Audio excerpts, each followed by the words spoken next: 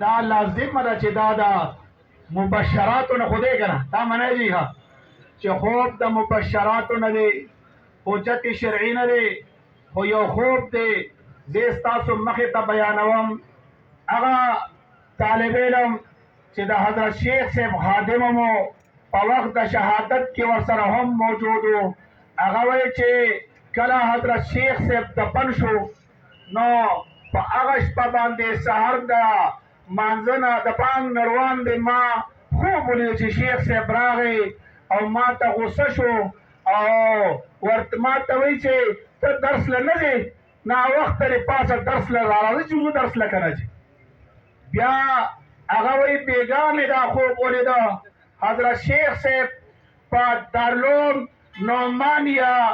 مسند درس ته راغی مفتی صاحب مفتی حسن جان صاحب دامت برکاتهم العالیه په درس باندې موجود دی او حضرت شیخ راغی او حضرت شیخ چې دی دا مفتی حسن جان صاحب شونډې ښکلې کړې او ورته ویې چې مفتی صاحب تا نه ستا په دې فیصله ډېر زیات خوشحاله یم ستا نه ستا په دې فیصله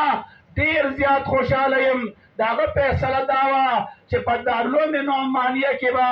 د حضرت شیخ صاحب چې کوم د حدیثو کتابونه وو هغه به زمونږ برادر مکرم حضرت شیخ انیس احمد صاحب پړاوهي نو دې او بله دا خبره یې وکړله چې طالبانو ته زما چې کوم شاګردان دي او ما سره موجوده بالفعل شاګردان دي نو وایي هغوی ته دا یقین دهاني ورکړئ چې انشاءالله العزیز تاسو ته به زمانه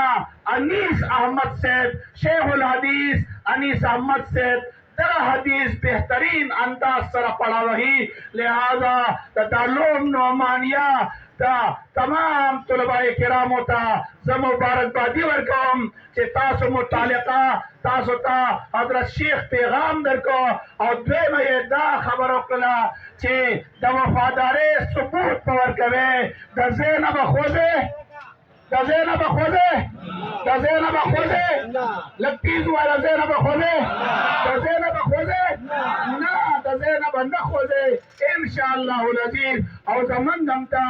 یقین مستحکم دی چې انشاءالله په هغې طرز باندې به زمونږ دغه برادر مکرم حضرت شیخ الحدیث انیس احمد صاحب ته ورته همدغه د حدیثو درس پړاوهي دې وخت کې زمونږ تمام اکابر مشران اساتذه کرام د دارالعلوم حقانیه اکوړه خټک هغوی د تعزیتي پروګرام ته راورسېدل موږ ورته خیر مقدم وایو هرکلی ورته وایو